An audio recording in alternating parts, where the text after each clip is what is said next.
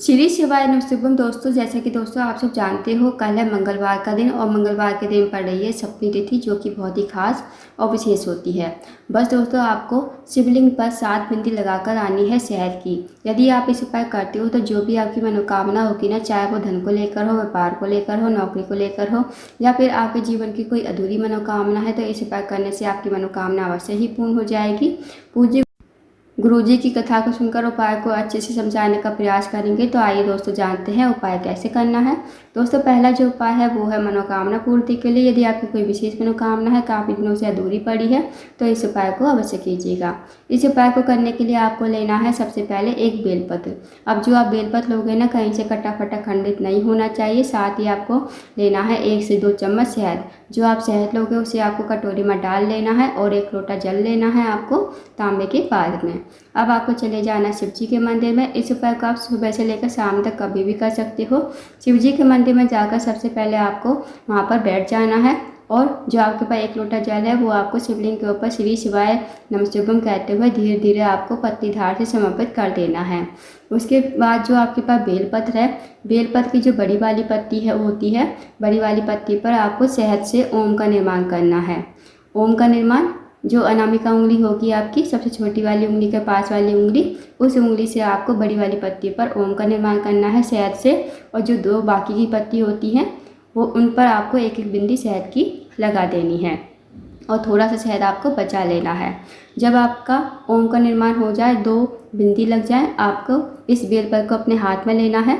भगवान से प्रार्थना करनी है कि हे महादेव, मेरे जीवन की ये मनोकामना है, काफ़ी दिनों से अधूरी पड़ी है, मेरी मनोकामना को आप पूर्ण करें। तो आपको ऐसी प्रार्थना करते हुए बेलपत्र को आपको शिवलिंग के ठीक ऊपर श्री शिवाय नमस्तुभ्यम कहते हुए समर्पित कर देना है।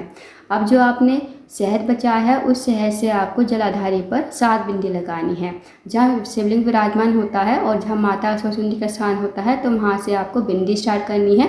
पहली बिंदी जब आप लगाओगे श्री शिवाय नमस्तुभ्यम, दूसरी बिंदी लगाओगे श्री शिवाय नमस्तुभ्यम, तीसरी बिंदी लगाओगे श्री शिवाय नमस्तुभ्यम। इसी प्रकार आपको 7 बिंदी लगानी है। 7 बार आपको श्री शिवाय नमस्तुभ्यम बोलना है।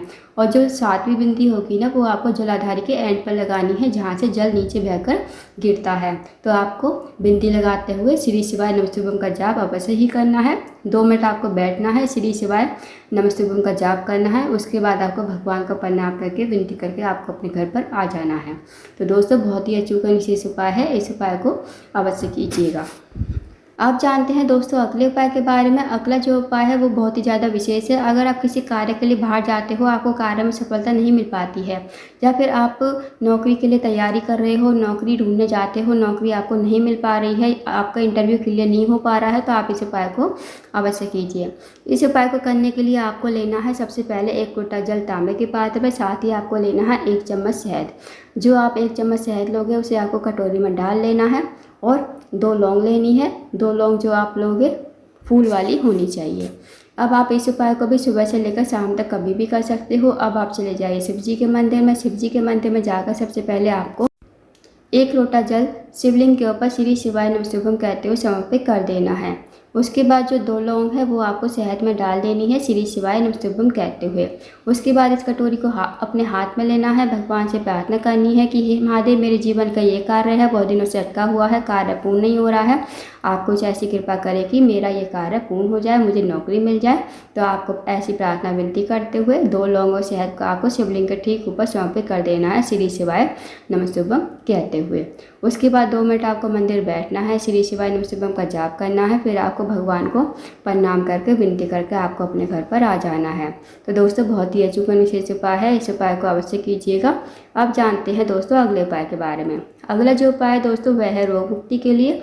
यदि आपके घर में कोई व्यक्ति काफ़ी दिनों से बीमार पड़ा है, उसकी जो बीमारी है दूर होने का नाम नहीं ले रही है, तो आप इस उपाय को अवश्य कीजिएगा। इस उपाय को करने के लिए सबसे पहले आपको लेना है 1 लोटा जल तांबे के पात्र पर, साथ ही आपको लेनी है 1 बेलपत्र। अब जो आप बेलपत्र लोगे ना, कहीं से कटी कटी खंडित नहीं होनी चाहिए। अब आप इस उपाय को भी सुबह से लेकर शाम तक कभी भी कर सकते हो।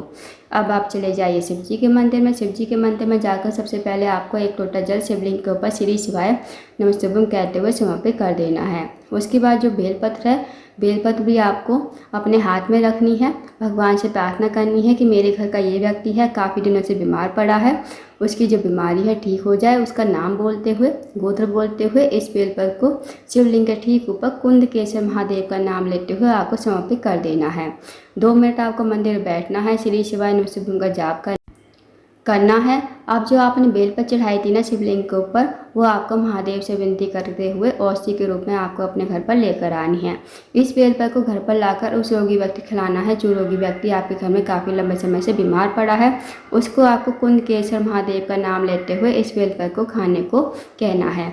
यकीन मानिए दोस्तों, यदि आप इस उपाय को कर लेते हो तो जो भी व्यक्ति आपके घर में काफ़ी लंबे समय से बीमार पड़ा है, उसकी जो बीमारी है धीरे धीरे ठीक हो जाएगी। तो इस उपाय को अवश्य कीजिएगा। अब जानते हैं दोस्तों अगले उपाय के बारे में। अगला जो उपाय दोस्तों वो बहुत ही ज़्यादा विशेष है।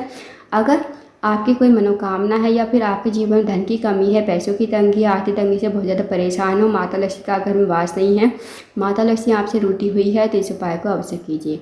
इस उपाय को करने के लिए सबसे पहले आपको लेना है एक लोटा जल तांबे के पात्र में, साथ ही आपको लेना है एक चावल का दाना, एक बेलपत्र, एक शमी पत्र और एक हरा मूंग का दाना। अब जो आप चारों सामग्री लोगे ना वो खंडित नहीं होनी चाहिए, इस बात का ध्यान रखना।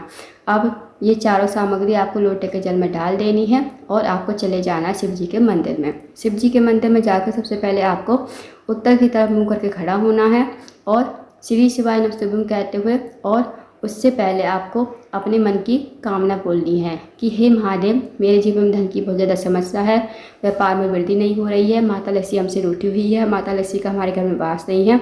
जैसे आपको अपने अकॉर्डिंग प्रार्थना करनी है वैसे कर लीजिए।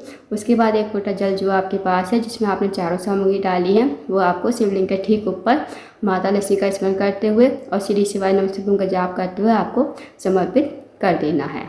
2 मिनट आपको मंदिर बैठना है, श्री शिवाय नमस्तुभ्यं का जाप करना है, फिर आपको भगवान को प्रणाम करके विनती करके आपको अपने घर पर आ जाना है। दोस्तों बहुत ही अचूक विशेष उपाय है। यदि आप इस उपाय करते हो तो जो भी आपकी मनोकामना होगी, धन को लेकर जो भी समस्या होगी वो समस्या आपकी दूर हो जाएगी। साथ ही इस उपाय करने से माता लक्ष्मी आपके घर में हमेशा वास करेगी। तो इस उपाय को अवश्य कीजिएगा। तो दोस्तों ये थे कुछ विशेष उपाय जो आपको मंगलवार के दिन करने हैं। इन उपाय को अवश्य कीजिएगा। अगर आपको जानकारी पसंद आई हो, वीडियो को लाइक करें, शेयर करें, चैनल को जरूर सब्सक्राइब करें। कमेंट बॉक्स में श्री शिवाय नमस्तुभ्यं हर हर महादेव जरूर लिखें।